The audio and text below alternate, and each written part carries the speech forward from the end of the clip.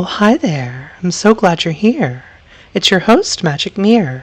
Today we're going to be presenting our first cosplay build, the most important and special character of all time, Edelgard von Hresvelg from Fire Emblem Three Houses. In accordance with her character, we have a cosplay that matches her fashion closely. She's using a flame art crescent axe as her main weapon, and a Misericorde as her off weapon. In addition to that, she has some Giant's Flame incantations to fit her theme of fire magic. And as you can see, we have a very basic talisman set up here, and we have a variety of weapons, which are options that I could potentially use for a future video, but you won't see very many of these featured here. Just because the crescent axe is so appealing and fun, it works very well with the flame art infusion.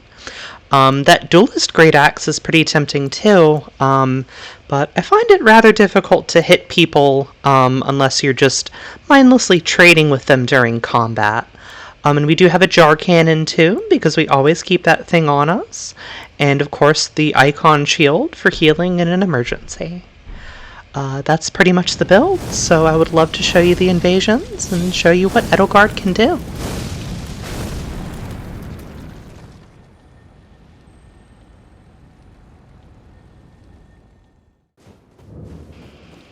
Coming into our first invasion, we find ourselves at the Apostate's Funhouse. Looks like there are a couple of fun guys here who seem like they're ready for a good time, so let's eat our defense increasing crab and get into it. Hello there, Dungeon Bard Dan. I didn't know there were Dungeon Bards in Elden Ring. You might be the first that I've met. Looks like part of a Dungeon Bard's job is to shoot rainbow arrows, which technically have less damage that they do, but they're extremely cool and colorful. Wow, look at how Dungeon Bard Dan just lights up the room. And then a second invader joins the fray. Hello, Recusant Madar. I absolutely love the one-handed running R2 on Crescent Moon Axe. It seems to catch people all the time. I have to ask myself if Saint Yuria is a reference to Demon Souls or to Dark Souls 3.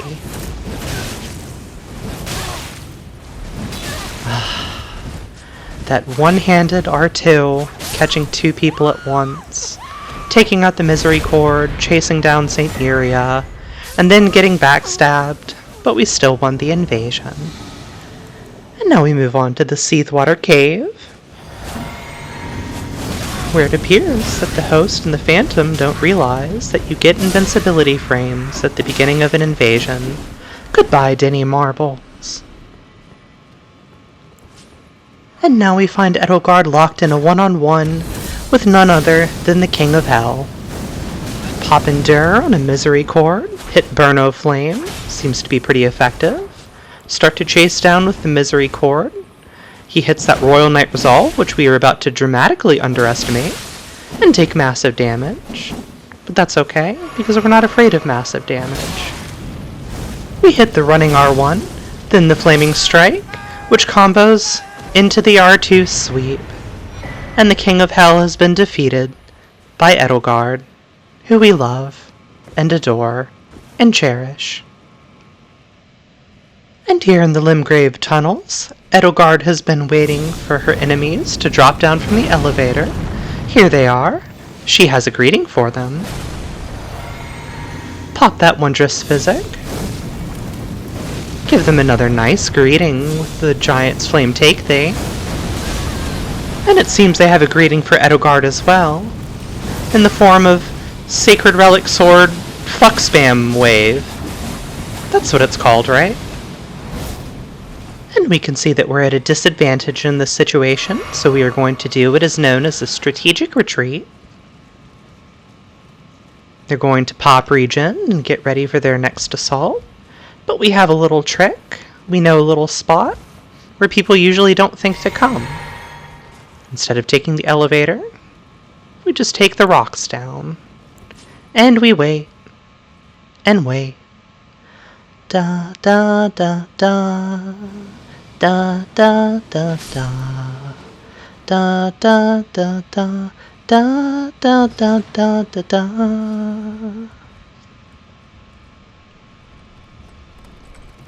Ah, And here's the elevator we were waiting for. So we'll try our first gambit. We'll do a little Giant's Flame Take Thee and try and hit the underside. Doesn't quite work out that way. And it seems they are wise to our plans. But we always have a backup plan, don't we? And that plan is known as Endure Misericorde Spam. Always bet on Endure Misericorde Spam. Spam, spam, spam. Coming into our next invasion, who doesn't love a good Limgrave gank? It's always so fun to come here and chase people and be chased across an open field. We've got the Moonveilers, who I'm sure have some magical spam for us too. We'll throw an antagonistic knife, and indeed the spam will begin. But that's okay, because people who are spamming are not chasing. Oh, and that's fun! Dual bleed whips and a bloodhound step. Wow, I've never seen a build like that before.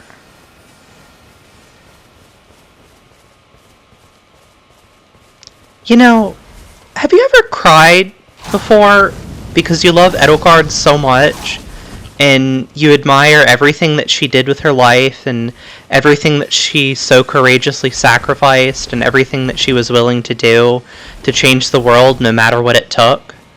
Because the world was so unacceptable, and the pain that she'd been through was so unacceptable that she never wanted anyone else to ever have to go through the same thing? I don't know. I just think about that sometimes. Anyway, did you know that you can strafe Stars of Ruin by moving to the left or right? Pretty cool.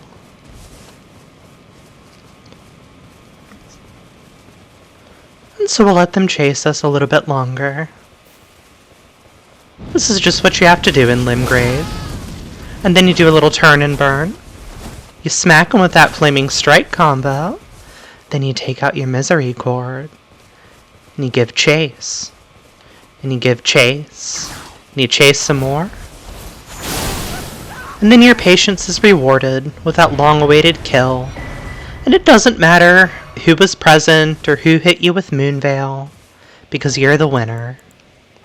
Moving on to our next Limgrave gank, we have just a couple of fun dudes. This one was a lot more low-key than the previous one.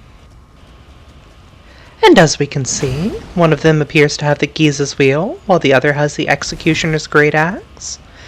You know, when you see two players, and they're both using shields, the brass shield or a tower shield, and they're one-handing their weapons, it's like an excuse to not take them very seriously. Look at their low damage output.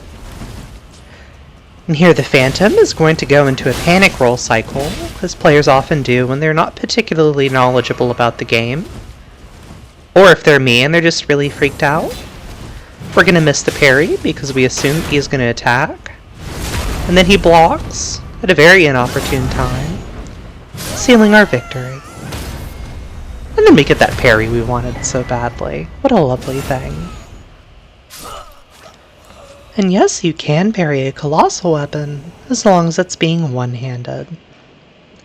And moving on, we find ourselves in Mount Gelmir. Edelgard is facing down a nasty 3-person gank. What'll happen? She resolves to strategically wait to see what their gambit may be. And waits, and waits. Oh no, a throwing knife? I'd better teleport away. Yep, that was the best decision. That was the best decision. You know what? Let's teleport again. You know, just for good measure.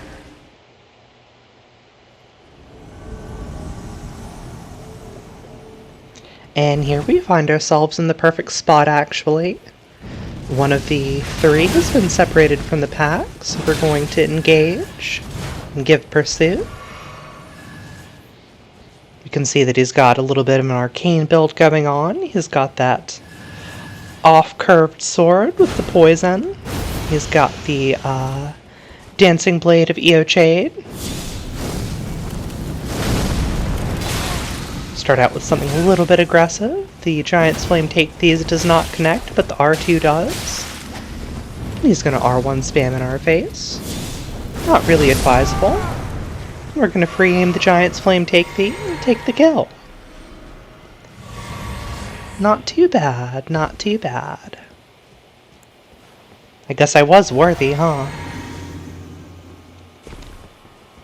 And now we're gonna see what the rest of the crew does.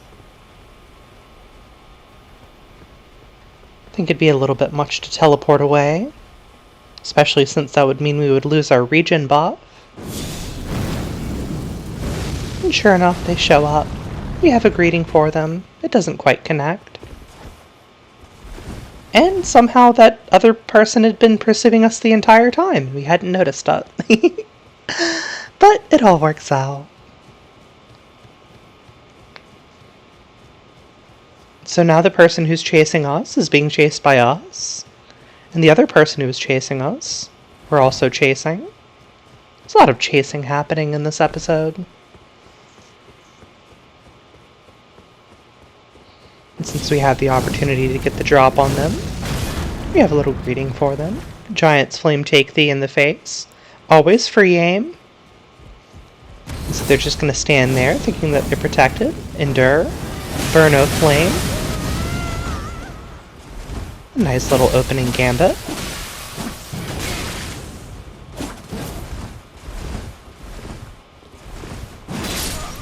And then we chase and chop and get the kill. And backstab just for style.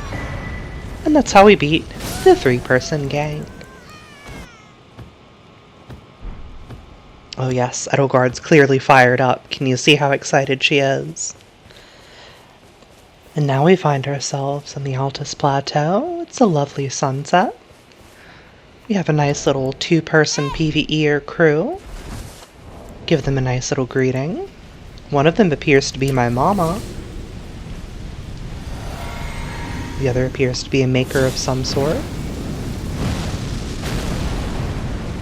You know, out of all the death sorceries that you can use in this game, I'm surprised that you can't use one that lets you fly in the air and spew death bile over everybody.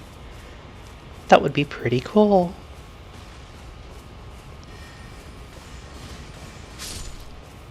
You know, have you ever been so sick? Like sick up to your eyeballs at a world full of systemic cruelty spread by inhuman ideological processes that result in widespread needless suffering and death, to the point where you would take on literally any sacrifice just to stop seeing the cycle of victimization of innocence? Or like, have you ever like fallen in love with a hot woman who's technically your superior and that makes it a little dirty? Or, have you ever, I don't know, have you ever loved a woman so much that you gave her her heart back? I don't know, that was just some random stuff I was thinking about for no reason. Well, anyway, we find ourselves at a bit of an impasse here, so we're going to be proactive. A couple of throwing knives to wake our enemies up. Resume the wave of gold spam, so that they continue to burn their FP bars. Hopefully if we can keep Yo Mama engaged, then maybe we can reduce the number of hosts and phantoms down to 1. Apparently my mama has forgotten to reapply the buff to her Dark Moon Blade. It's okay. You know, mamas make mistakes sometimes, but we still love them and we forget them. And now with that out of the way, we can begin our one-on-one duel. It's time for the Maker to show his glory, his honor, his capability, to prove that he doesn't need a phantom to take care of it. And no, he's just gonna run away. He's just gonna run away. Da da da da da da da da da da da da da da da da da. Hi there. Here's a Giant's Flame Take Thee just for you. Looks like he's got the Radon Curve Swords, known as the best and most useful dueling weapons of all time. One-handing them is pretty novel, I'm not gonna lie.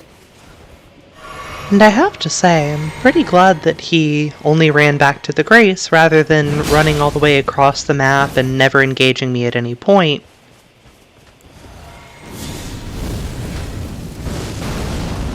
Well, sometimes free aiming works out, and sometimes it doesn't. Gonna let our little dude take care of that enemy before we go in for our final engagement. Have you ever tried to chase down a light roller? It's not especially fun. But that's okay. Pop the bubble. Surprise him with an O-flame. Get the R2 sweep. And take him down with a flaming strike. Elegantly handled, Edelgard.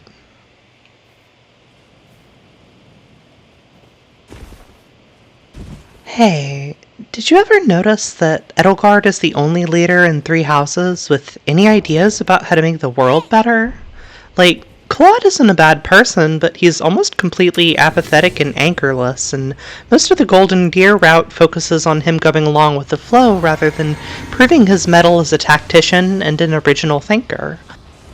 And Dimitri, by contrast, is straight up a bitter, raging monster who, unlike Edelgard, let his suffering consume him completely, turning everything into personal vendettas rather than taking that energy and turning it towards making sure that no one ever suffers like that again. And you'll notice that Claude and Dimitri's endings offer no promise that a system based on brutal class oppression, religious indoctrination, and aristocratic child marriage will ever see even the most piecemeal reforms. Hey, you know, aren't a lot of those things the reasons that your students in 3 houses are suffering? Aren't those the secret, terrible things that you find out about the world as you have support conversations and interactions with them over the course of the game? Wow, I just think it's so crazy that Edelgard is so focused on fixing those problems and no one else is.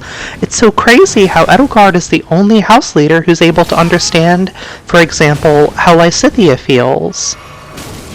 And I just think it's so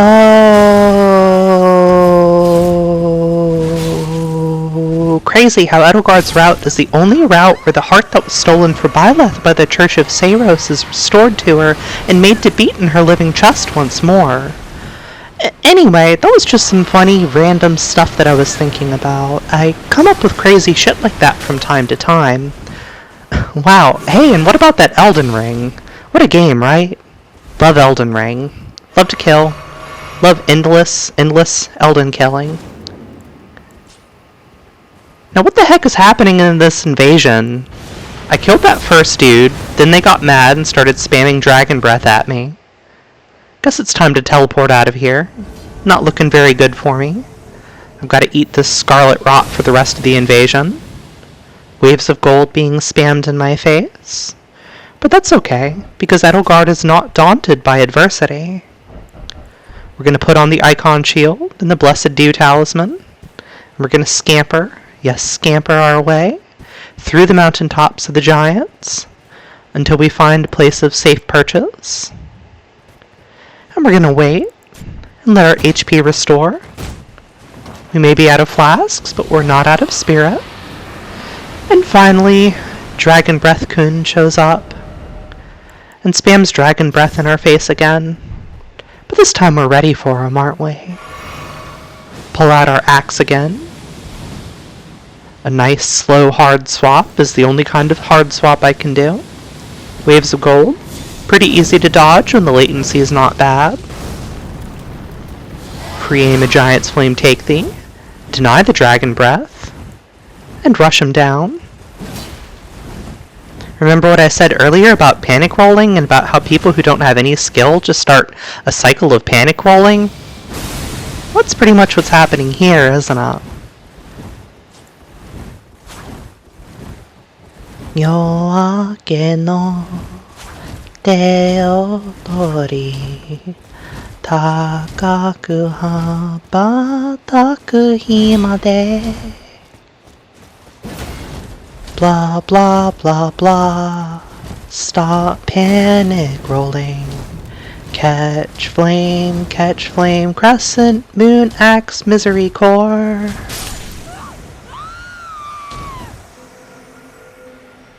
As you can imagine, I was quite satisfied at this point by the fact that I had been able to kill the person who had scarlet rot breathed me in the first place.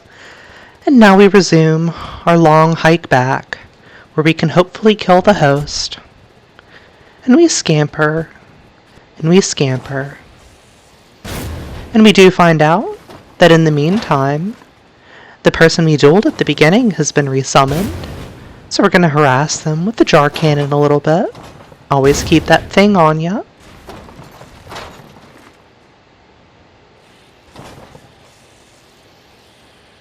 And now I just use it for its scouting potential. Keep an eye on the direction that our phantom is going. Take out the crescent moon axe, and it's time to engage once more.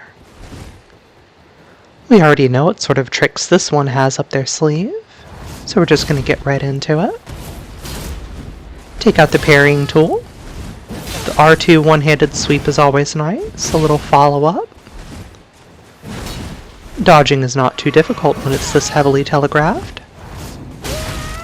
He hits us with the Bloodhound finesse, and the follow-up is parryable, and proves to be his doom.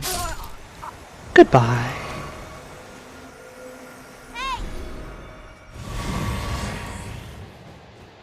And now, with nothing standing between us and the host, we're going to make our final trek to the Grace, where our final battle awaits us.